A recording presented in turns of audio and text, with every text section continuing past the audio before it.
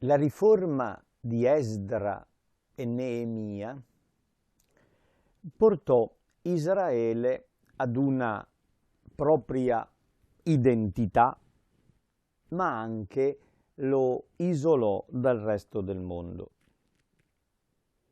A partire dal IV secolo, praticamente Gerusalemme esce dalla storia, nel senso che non succede più niente che meriti di essere raccontato. Ormai la città è ricostruita, il tempio funziona, la comunità segue la legge e quindi ritma la propria vita secondo un criterio religioso dettato dai libri della Torah, ma si è isolata rispetto al resto del mondo. Ha avuto probabilmente una specie di riconoscimento di autonomia. Gerusalemme è diventata una specie di città-stato all'interno del grande impero persiano. Pagando le tasse, Gerusalemme poteva essere una città autonoma, indipendente, una specie di grande monastero che ritmava la vita secondo le feste religiose, gestita e guidata dalla classe sacerdotale e dal sommo sacerdote. Questo durò per alcuni secoli. Quando l'impero persiano crollò sotto la spinta dell'esercito macedone guidato da Alessandro Magno, Gerusalemme non si accorse di nulla. Si accorse che non comandavano più i persiani, ma comandavano i greci. Ma la situazione della città santa, una specie di enclave all'interno del resto del mondo, non cambiò. E così in un primo tempo, dopo Alessandro Magno, quando si spartirono il suo immenso impero, i Diadochi, i suoi successori, Gerusalemme venne a trovarsi sotto l'influsso dei Tolomei di Egitto. Nell'anno 200 una guerra fra regni greci fece sì che il confine si spostasse un po' più a sud e così Gerusalemme si trovò sotto l'influsso dei Seleucidi di Siria. Mentre i Tolomei erano molto tolleranti, un mio insegnante diceva che erano liberali in politica, liberisti in economia e libertini nella vita privata, i Seleucidi invece avevano l'idea della civiltà greca. Erano un po' fanatici civilizzatori del mondo. Rappresentavano quella mentalità per cui chi non è greco è un barbaro. Per cui bisogna civilizzare i barbari. Gli ebrei di Gerusalemme venivano considerati dai greci di Antiochia come dei barbari, primitivi, da civilizzare. Forse altre motivazioni si erano inserite in questa situazione. Sicuramente giocò un ruolo notevole il grande tesoro che era stato accumulato nel Tempio di Gerusalemme. Nel mondo antico i templi erano le banche, una specie di caveau sotterraneo nei templi custodiva i tesori delle città. Quindi saccheggiare il tempio di una città voleva dire impadronirsi del tesoro, di tutto il capitale, della riserva aurea di una nazione. Così anche a Roma, nel Tempio di Saturno, c'era la banca centrale romana. Il re Antioco IV Epifane, uno dei Seleucidi,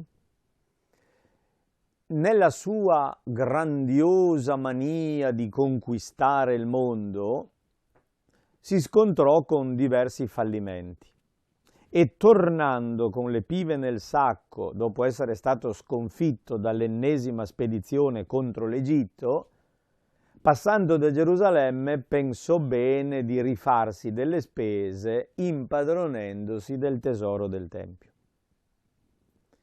Si vennero quindi a trovare insieme due motivazioni diverse, ma che operavano nella stessa direzione. Da una parte l'idea della civiltà greca che voleva correggere gli usi barbari degli ebrei. Dall'altra il desiderio politico-economico di impadronirsi delle ricchezze di Gerusalemme. Dal punto di vista della civilizzazione, molti autorevoli giudei di quel periodo erano d'accordo con Antioco. La classe nobile e ricca si adattò facilmente alla mentalità greca e andò dietro ai tempi.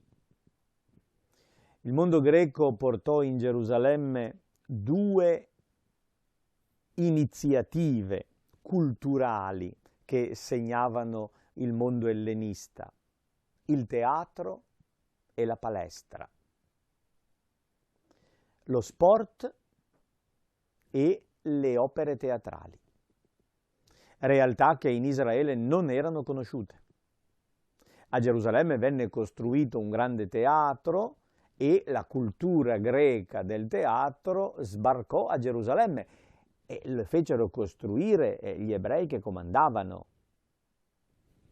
E così venne costruita una palestra, cioè un luogo di allenamento per atleti, quindi per la ginnastica e lo sport, altra realtà che era completamente sconosciuta al mondo ebraico.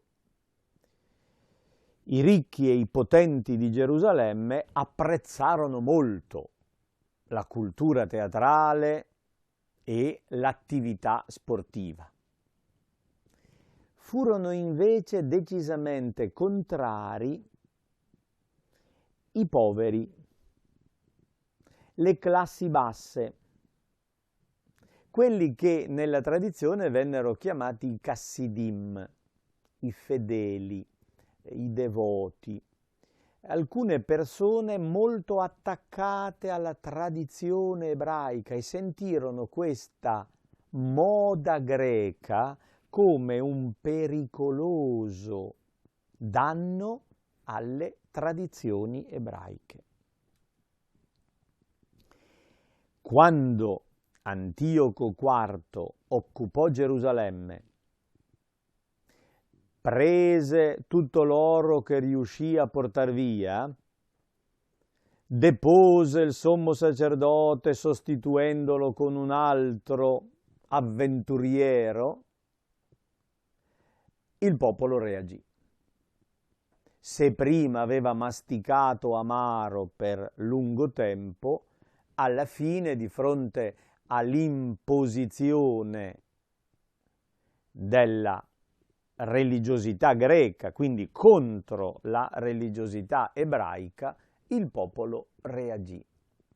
Antioco pensò di correggere gli usi e i costumi ebraici con la forza, costringendo la popolazione a mangiare carni suine proibite, impedendo la circoncisione. Sono metodi che i poteri dittatoriali anche nella nostra epoca hanno tentato per estirpare la religione. Sono metodi coercitivi fallimentari che esasperano la popolazione e ottengono l'effetto contrario, perché per difendere la propria identità, il popolo si attacca rigidamente alle tradizioni religiose.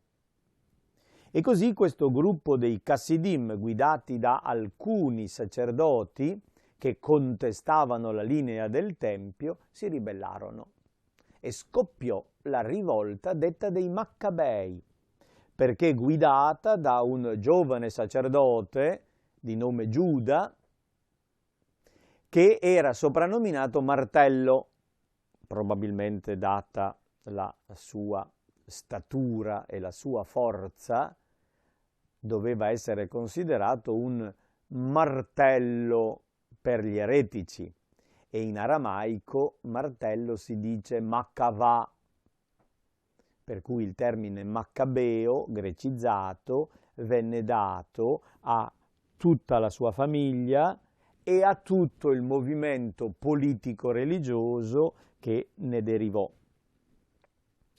Giuda, maccabeo, organizzò quindi una rivolta armata, una guerra partigiana che durò 3 anni e mezzo, fino a riconquistare Gerusalemme, eliminare la statua di Zeus, l'abominio della desolazione, la schifezza che svuota, la chiamarono, e ridedicare il Tempio dopo la sua purificazione.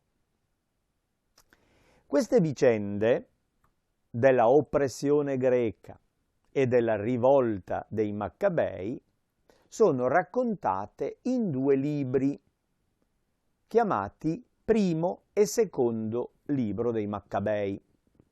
Non sono però la continuazione l'uno dell'altro, sono 2 libri indipendenti. Sono chiamati deuterocanonici, cioè appartengono ad un gruppo di libri dell'Antico Testamento che non fanno parte del canone ebraico.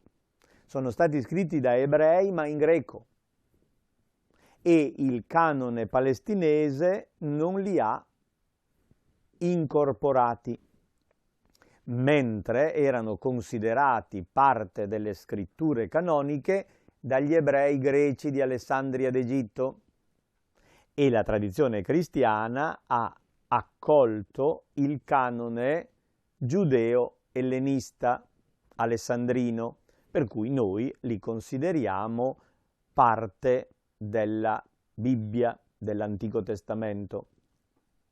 Il primo libro dei Maccabei è un libro decisamente storico, che racconta i fatti, con poche sfumature teologiche, anche con scarse scene narrative interessanti, offre dei dati.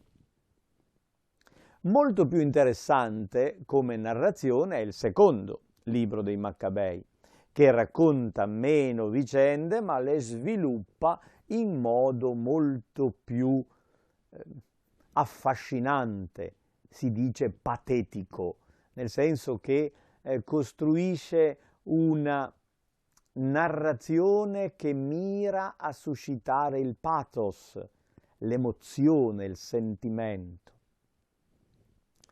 Soprattutto il secondo libro dei Maccabei si sofferma sulla persecuzione. 2 grandi episodi sono narrati come emblematici: il martirio di Eleazzaro, un vecchio fariseo che preferisce farsi ammazzare piuttosto che mangiare carne suina, e poi al capitolo 7 il martirio di 7 fratelli. Nella tradizione in genere si chiamano fratelli Maccabei, però di per sé non sono loro i Maccabei, sono 7 anonimi fratelli che appartengono ad una famiglia religiosa, sono l'immagine dei Chassidim, dei devoti, e la loro madre è figura sapiente che insegna la giusta osservanza della tradizione. Il capitolo è molto lungo, patetico nel racconto, proprio intenzionato a suscitare l'emozione dell'ascoltatore. È uno dei modelli a cui si ispirarono gli atti dei martiri cristiani, perché è il racconto di un martirio, dove il persecutore, ferocissimo e perverso, taglia a pezzi i corpi di questi giovani fedeli alla loro tradizione religiosa. Ci fu anche il caso di 7 fratelli che, presi insieme alla loro madre, furono costretti dal re, a forza di flagelli e nerbate, a cibarsi di carni suine proibite. Il punto di discrimine era proprio la carne di maiale. Se non la mangiano, vengono uccisi, prima torturati, poi eliminati. Se la mangiano, tradiscono la loro tradizione. Uno di loro, facendosi interprete di tutti, disse: «Che cosa cerchi o vuoi sapere da noi? Siamo pronti a morire piuttosto che trasgredire le leggi dei padri». Allora il re, irritato, comandò di mettere al fuoco teglie e caldaie. Appena queste divennero roventi, il re comandò di tagliare la lingua a quello che si era fatto loro portavoce, di scorticarlo e di tagliargli le estremità sotto gli occhi degli altri fratelli e della madre. Dopo averlo mutilato di tutte le membra, comandò di accostarlo al fuoco e di arrostirlo quando ancora respirava. Mentre il vapore si spandeva largamente tutto intorno alla teglia, gli altri si esortavano a vicenda con la loro madre a morire da forti. Di fronte a uno strazio del genere non si lasciano prendere dalla paura, ma si esortano a vicenda a morire da persone forti e dicono: «Il Signore Dio ci vede dall'alto e certamente avrà pietà di noi». Venuto meno il primo, allo stesso modo esponevano allo scherno il secondo e, strappandogli la pelle del capo con i capelli, gli domandavano: «Sei disposto a mangiare prima che il tuo corpo venga straziato in ogni suo membro?» Egli, rispondendo nella lingua dei padri, protestava no. Perciò anch'egli subì gli stessi tormenti del primo. Giunto all'ultimo respiro disse: «Tu, o scellerato, ci elimini dalla vita presente, ma il Re dell'universo, dopo che saremo morti per le sue leggi, ci risusciterà a vita nuova ed eterna». Il narratore del secondo libro dei Maccabei mette in bocca a questi martiri delle professioni di fede molto importanti, e l'argomento fondamentale che regge la loro costanza è la fede nella risurrezione. Il re Antioco è presente al supplizio e alle torture, ma queste vittime contestano il potere di Antioco e si rifanno al Re dell'universo e sono sicuri, dicono, che egli ci risusciterà a vita nuova ed eterna. Dopo costui fu torturato il terzo, uno per uno. Racconta la tortura di ciascuno dei 7. Il terzo, alla loro richiesta, mise fuori prontamente la lingua e stese con coraggio le mani, dicendo dignitosamente: «Dal cielo ho avuto queste membra e per le sue leggi le disprezzo, perché da lui spero di riaverle di nuovo». Lo stesso re e i suoi dignitari rimasero colpiti dalla fierezza di questo giovane che non teneva in nessun conto le torture. Fatto morire anche questo, si misero a straziare il quarto con gli stessi tormenti. E ridotto in fin di vita, egli diceva: è preferibile morire per mano degli uomini quando da Dio si ha la speranza di essere da Lui di nuovo risuscitati. Ma per voi non ci sarà davvero risurrezione per la vita. Diventa una minaccia. Non è la stessa situazione. Per noi sarà risurrezione di vita, ma per te, scellerato re, no. Subito dopo condussero il quinto e lo torturarono. Ma egli, guardando il re, diceva: tu hai potere sugli uomini e sebbene mortale, fai quanto ti piace. Ma non credere che il nostro popolo sia stato abbandonato da Dio. Quanto a te, aspetta e vedrai la grandezza della sua forza, come strazierà te e la tua discendenza. Dio non ha abbandonato il popolo, anche se loro sono abbandonati perché vengono torturati e uccisi e Dio non interviene a salvarli. Essi tuttavia sanno di non essere abbandonati e a suo tempo e a suo modo sono convinti Dio farà giustizia. Dopo di lui presero il sesto, che mentre stava per morire disse: non illuderti stoltamente. Noi soffriamo queste cose per causa nostra, perché abbiamo peccato. Ma non credere di andare impunito tu, che hai osato combattere contro Dio. Siamo ormai al vertice, ne resta ancora uno, il fratello più giovane, e la madre presente, dopo aver visto straziare 6 figli in quel modo, diventa l'esempio solenne ed encomiabile.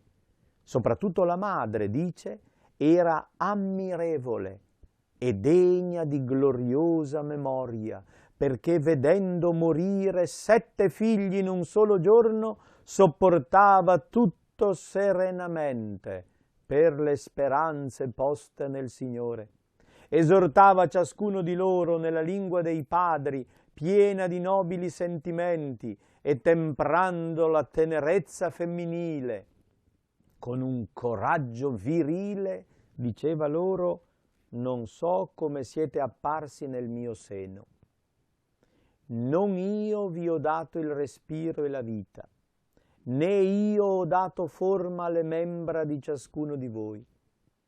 Senza dubbio, il creatore dell'universo, che ha plasmato all'origine l'uomo e ha provveduto alla generazione di tutti, per la sua misericordia vi restituirà di nuovo il respiro e la vita, poiché voi ora, per le sue leggi, non vi preoccupate di voi stessi. È una saggia riflessione, non è la madre che ha creato la vita dei figli. I figli non le appartengono. Riconosce che sono opera del Creatore e se vi ha creato una volta, vi creerà anche la seconda. Antioco, credendosi disprezzato e sospettando che quel linguaggio fosse di scherno, esortava il più giovane che era ancora vivo. Gli prometteva ricchezze. Se le torture non servono, passa ai blandimenti, alla corruzione. Gli promette soldi, carriera, gli promette un posto importante. La madre chiede di potergli parlare in privato e sottovoce gli dice: figlio, abbi pietà di me, che ti ho portato in seno 9 mesi, che ti ho allattato per 3 anni. ti ho allevato, ti ho condotto a questa età e ti ho dato il nutrimento. Ti scongiuro, figlio, contempla il cielo e la terra, osserva quanto vi è in essi e sappi che Dio li ha fatti non da cose preesistenti. Tale è anche l'origine del genere umano. E la madre in quel momento tragico diventa teologa e per la prima volta nella Bibbia si afferma che Dio ha creato dal nulla. Il creatore quindi può dal corpo morto ricreare la persona. La madre sta dicendo: abbi pietà di me, non accettare la corruzione, non lasciarti ingannare, non temere questo carnefice, ma mostrandoti degno dei tuoi fratelli, accetta la morte, perché io ti possa riavere insieme con i tuoi fratelli nel giorno della misericordia. E il giovane è di quella idea. Cade anche lui sotto i colpi del furioso persecutore. E così la vicenda di questi 7 ragazzi e della loro sapiente madre diventa un esempio e un incoraggiamento per tutti i fedeli a perseverare e resistere a ogni persecuzione, rimanendo fedeli alle tradizioni dei padri.